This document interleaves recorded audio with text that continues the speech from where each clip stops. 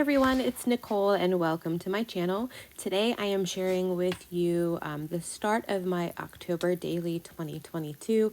Today I'm going to be creating the front cover and the inside page only, and then from here on out I'll be following up on my Instagram and my YouTube channel with my each individual day processes. So I started out with this notebook. This is the mini storyline chapters from Heidi Swap. I do end up doing a lot of cutting to this book and kind of piecing together this cover to make it something unique. And I absolutely love how it turned out, even though it took me quite a while to do it. It was definitely worth a while. So I had this pumpkin die stash in my collection that I have had for years and years and years. And my intent was to run it through my die cutting machine. However, the cover was too big compared to the size of my die cutting platform, so I could not run it through. So I ended up just improvising and tracing the actual die itself on the inside of the cover, and I used my craft knife to cut it out, and it worked out just as well. Once I had that out, I do have this piece of acetate in my stash with black polka dots that I do want to use for the window of this cover. However, before I did that, I chose to actually trim this down. I like working with square pages or pages that have points on the ends. Rounded corners bother me when I work it in a notebook or traveler's notebook size, just because I don't like fussing with the rounded corners. So I decided to square the edges up, and that was how I took it how I did it was I took my T-square ruler and an X-Acto knife, and I just trimmed the edge, and it worked out perfect. There was a little bit of fraying up at the top, so I do recommend using a very sharp knife if you choose to do this. Otherwise, the edges of the pages can get a little raggedy. But I do end up trimming down my clear acetate to fit the inside of this cover. To be honest, I have no idea what the pages in this actually measure. I just winged it and cut it to size. I don't measure much of anything really, to be honest. I will eventually if I do larger photos in this, but for now I'm not. So I'm just going to tape that down on the inside, behind the inside of this cover, and I don't end up backing that with anything. To be honest, it doesn't bother me. You can see the tape lines, you can see some of the embellishments that I do end up putting on the cover. It doesn't bother me, so I just let it go because I put so much time into it already as it is. I do a lot of fumbling with my collections and kits that I pulled out because I had no clue what I wanted to do with this from the beginning, and eventually it comes together in my head once I start flipping through this paper pad. I love the Hey Pumpkin collection, and it was the flags that were in the die cuts and the die cut pack and a couple of these pieces of paper that helped kind of bring this all together, because originally I'd wanted to carry on with the pumpkin theme and bring those two pumpkins in, but then they just were too big and they didn't do each other justice. And then I thought about incorporating the different a wood piece in. And then I decided against that once I pulled out this sticker because I wanted to use this clear sticker on the inside of my page. That way it could double up as the title for the front of my notebook. And then once you open the cover, it also doubles as the title on the second page. And I'm not having two titles that end up competing with each other. So I do use that Happy Halloween as my title for my notebook. I do not end up dating this anywhere on the outside, and I'm totally fine with that. But I use that on the inside as my title for the notebook. So I went through and I found this larger paper and I absolutely loved it. But again, I thought that I was competing and fighting with the scale, and then realized that I had the 6x8 paper pad. So I pulled those two out and decided to do loads of fussy cutting.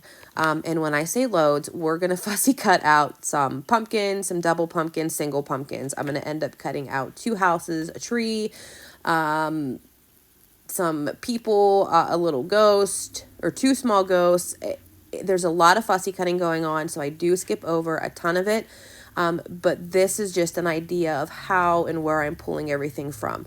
The scale of the embellishments were way too large, and it didn't look right with the scale of the notebook itself on the cover anyways. So this is where I'm pulling everything from was just the fussy cut paper. So I do end up pulling the blue house, the pair of pumpkins. I will pull out another single pumpkin that will end up on that side. And then I do jump forward here in a minute because I cut out loads of things, and I don't include it all because you guys know what fussy cutting is, and it can be very boring and tedious to watch.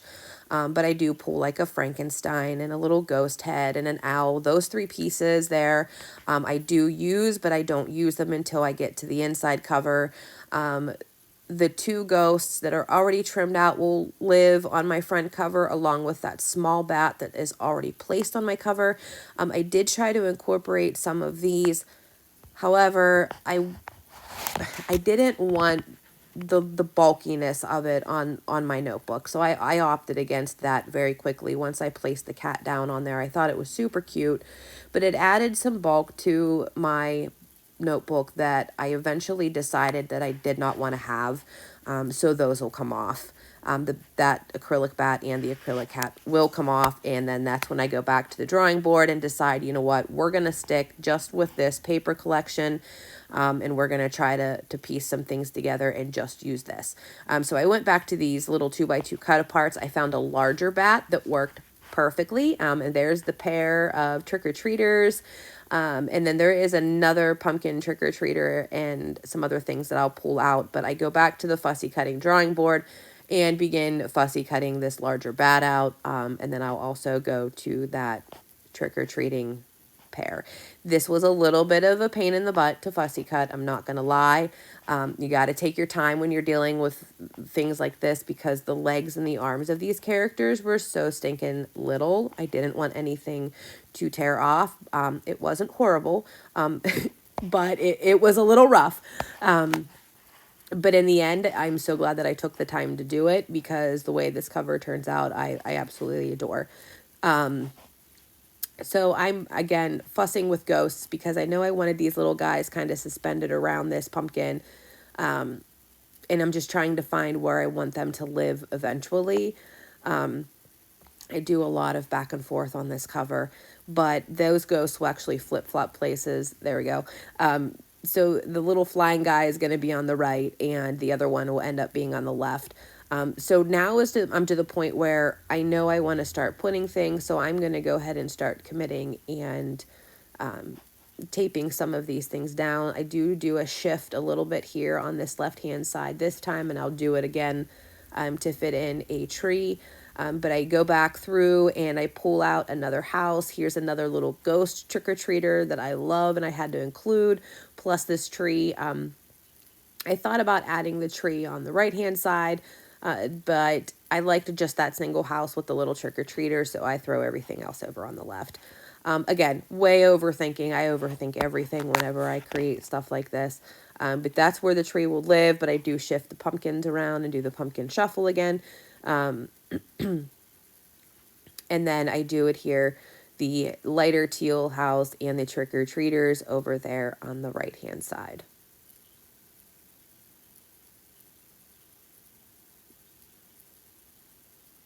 So once I get these little guys shifted out a little bit, I do put the tree right there in between the house and them. I wanted to see their little faces, so that's why I bumped them out. And then this little ghost trick-or-treater is going to live right there on the left-hand side. I liked putting him on the house because his color was very similar to what the background of this cover was, so I put him on there to help kind of make him pop a little bit. So the bats are going to finally get adhered down, the larger one first, then the smaller one. They'll go up there on the top right. And then these little ghost guys, the larger one on the left and the flying one on the right. And I absolutely love this little scene that this created. It was so stinking cute.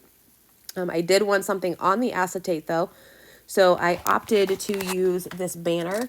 This was the darker teal banner and it says Spooky Night. So I added that to the cover right underneath the Happy Halloween just to add something else, just little something there. And then I'm going to go ahead and start on the inside cover. These banners I had pulled out in the beginning of this video. I thought about creating some type of banner up at the top that was hidden behind the cover, but the scale of some of these things, again, were just way too large. which I learned quickly from the front cover. So I left them there and I just held off for a minute. And then I went ahead and did the bottom piece with some of the other little things that I pulled out that I wanted to fussy cut and use. I do keep closing that front cover just to make sure everything is hidden and that you can't see it through that little window. So that's the whole reasoning for that. So once I get that bottom scene created, I was looking at the 2x2 papers again, and I saw this smaller version of this banner, and I thought that that was going to work so much better. So I tried to look at these other 2x2 squares and see what it was that I could pull and cut out to create banners with some different things on it. And nothing really worked, so I went back to the smaller 6x8 paper pad. I liked the scale of that better in the end, and I grabbed a couple 3 pages out of here. There was a yellow paper, this ink paper, which has that iridescent words on it, which I loved, and then I end up grabbing some polka dots. I do trim out 6 banners, the exact same size as this little pumpkin guy face, but I only end up using 5 out of the total 7.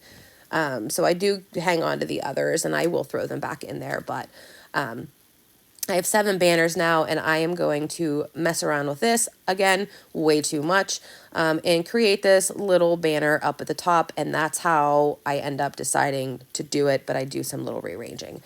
So once I'm happy with how everything is looking, I'm going to go ahead and glue down the bottom little scene. I do add some stickers in from this sticker book.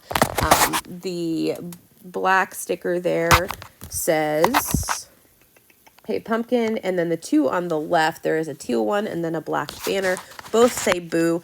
It doesn't bother me that they both say the same exact thing.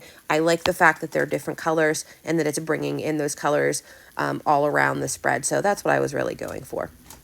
And then up at the top, I'm going to go ahead and start gluing these down. I do move the pumpkin orange banner to the center, and then again, I fuss around with this. I try to trim off that so that it doesn't go and bump into the cover. So I'm going to go ahead and leave all of these guys right up at the top and try to do my best centering. And again, fuss way too much with it, but it is super cute and I absolutely love it. When I did adhere these down, I only did the tape runner on across the top of it. I did not do it on the bottom because I like whenever the banners fold up a little bit. So I kind of encourage that folding up a little bit to give it a little more dimension. I trim off the edges of the flags, and then I realized on that center pumpkin that there was a line drawn for like a string. So I decided to carry that through the other 4 banners, and then I took it past that and added on drew on little bows.